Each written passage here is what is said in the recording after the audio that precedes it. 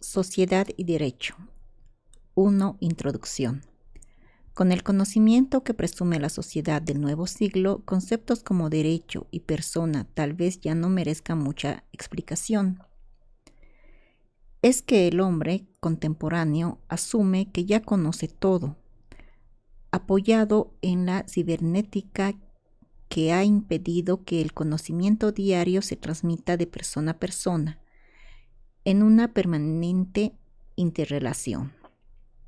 Entonces, cuando hacemos referencia a los conceptos generalizados del pasado antiguo, el que aprendimos definiciones de filósofos de la talla de Sócrates, Platón o Aristóteles, temas considerados fundamentales en la educación preuniversitaria, hoy nos parecen conocimientos arcaicos. Sin embargo, se hace necesario entender y comprender tales conceptos que hoy, como antes, se hacen necesarios para comprender al hombre que vive en sociedad del siglo XXI. Se puede explicar lo que es sociedad conociendo el concepto más simple y sencillo que refiere que la sociedad no es más que una agrupación de individuos la que ha revolucionado desde la prehistoria hasta nuevos días. Se hace difícil entender cómo es la primera agrupación de individuos y no organización humana conocida como la horda. No existe lenguaje estructurado ni escritura y menos reglas de comportamiento.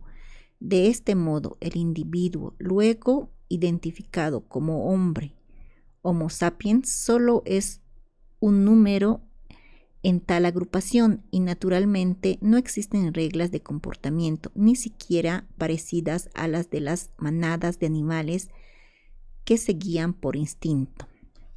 2. La comunidad. No deja de provocar curiosidad algunas definiciones sobre el hombre atribuidas a Sócrates, siglo IV a.C., el que define al individuo como el cuerpo que tiene un alma dentro de él, alma que no es percibida por los sentidos. Resume que el hombre actúa porque tiene un alma que le impele a actuar de un modo u otro. Además, este elemento alma se caracteriza por ser racional, es decir, que impulsa la inteligencia del hombre que se materializa a través de la conducta individual de los hombres. Quiere decir que la conducta del hombre es su primitiva agrupación. Está orientado o no determina por esta alma racional. Sócrates entonces afirma que la felicidad solo es un producto de la conducta misma de los hombres. Determina por su alma racional, rechazando ese valor de la felicidad, sea determinado por los dioses o agentes externos al hombre mismo, ni siquiera por la herencia. Describe que las decisiones de cada hombre solo son producto que emerge del concepto personal del conocimiento, que se tiene del bien o del mal, de lo justo o lo injusto, de lo correcto o incorrecto, lo bueno o lo malo. Son objetivos porque no depende de lo que nosotros afirmemos, sino de la voluntad que expresamos por estar sometidos a la inteligencia. Sócrates afirma que la felicidad no solo es práctica de la virtud construida sobre un pedestal de valores morales. Entonces, una persona es ignorante en la medida en que desconoce los límites de lo bueno y lo malo, de lo correcto e incorrecto, y de lo justo como no justo. Esta ignorancia conduce, dice, definitivamente a las desgracias que comete el hombre a lo largo de su vida. Por lo tanto, la ignorancia es una enfermedad del alma. 2.2. Aristóteles. Este filósofo contemporáneo de Sócrates afirma que en la naturaleza existen dos clases de seres, naturales y fabricados. Los naturales obviamente tienen un movimiento propio, es decir, tienen vida propia. Como todos los seres orgánicos de la naturaleza, se puede entender que esta categoría se encuentran hombres y animales. Los fabricados tienen vida propia y sus movimientos son provocados por fuerzas externas. En esta clasificación es imposible imaginar que algunos seres tengan origen artificial, cuyos movimientos obedezcan a la influencia de los factores ajenos. al mismo ser. Entonces Aristóteles realiza una explicación más abierta al afirmar que los seres naturales tienen movimiento propio, se desarrollan y se transforman movidos por una fuerza interna que es la naturaleza. Physis, la que es el principio del movimiento y de los cambios. Aristóteles considera que esta Physis no es más que el mundo de las ideas como definió Platón en el mito de la caverna. Entendido de este modo, la Physis, naturaleza, es el principio de las cosas, de estas y de lo que realmente son. Por lo tanto, Aristóteles afirma que por esa naturaleza propia del ser humano, el hombre es un animal social y político. Apunta que la naturaleza del hombre es la esencia que posee en sí mismo y como tales tienen el principio del movimiento. Entonces, el hombre no es más que una sustancia, el que es lo que encuentra y yace dentro de él. La sustancia es el sujeto que no cambia, sino que pertenece a través de los cambios. Somos los mismos aunque nuestra apariencia se modifique por el paso del tiempo.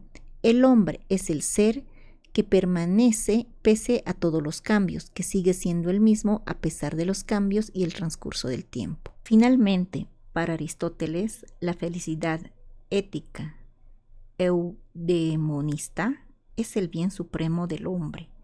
Es el objetivo y fin último del ser humano, hacer algo para obtener un resultado. La administración de este fin, para conseguir un objetivo, es lo que se identifica como autotarquía. 3. La persona.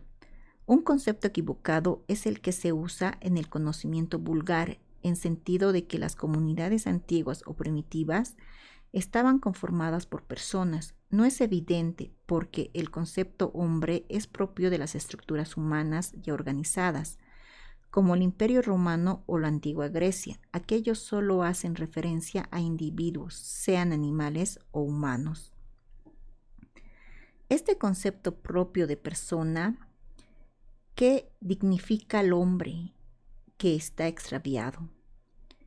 El futurólogo Irving Topher, en el Shock del futuro, ejemplifica cómo el hombre está perdiendo su individualidad de persona cuando refiere el siguiente relato.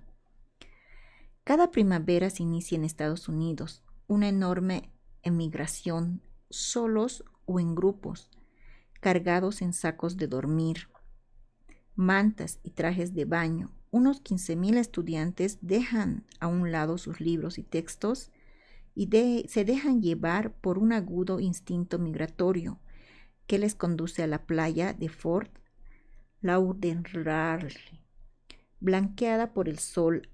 Allí, durante una semana, esta gregaria y confusa masa de adoradores del sol y del sexo duermen, flirtean, bebe cerveza y se tumba en la arena. Asimismo, Louis Wirth observa la naturaleza humana en las relaciones humanas. Dice: es característico de los que habitan las ciudades se encuentren entre sí en papeles sumamente segmentados. Su dependencia de los demás se limita a un aspecto muy fraccionado del círculo muy fraccionado del otro. Max Weber remata al indicar que es un hecho evidente que los moradores de las ciudades no pueden conocer a todos sus vecinos tan íntimamente como no podrán hacer en las pequeñas ciudades. No es todo. Georges Simmel es más temerario al afirmar que si el individuo urbano reaccionase emocionalmente con todas y cada una de las personas con quienes entra en contacto o llenase su cerebro de informaciones sobre todas ellas, se desintegraría interiormente y por completo y caería en un estado mental inconcebible.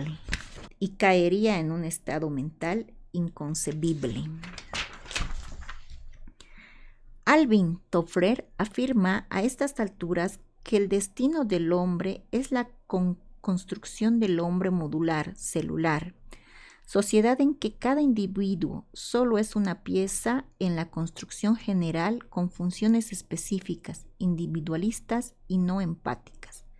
Sociedad, generalmente con cierta frecuencia se emiten juicios de valor cuando se habla del individuo al afirmar que no es una buena persona o finalmente es una mala persona. Es que lo que realmente quiere expresar el interlocutor ¿Qué es lo que realmente quiere expresar el interlocutor al adjetivar estos juicios de valor? Que el individuo no es humano, que se parece a los animales porque actúa por instinto, que no pertenece a la raza humana. Entonces, se hace necesario precisar qué significa el sustantivo persona, a sabiendas de que en el conocimiento vulgar no es más que la identificación de un ser con características humanas buenas o malas. 4.1 Origen. El concepto moderno explica que la persona quiere decir un ente con derechos y obligaciones, es decir, que pertenece al ámbito jurídico, donde rigen los derechos consagrados por el derecho positivo.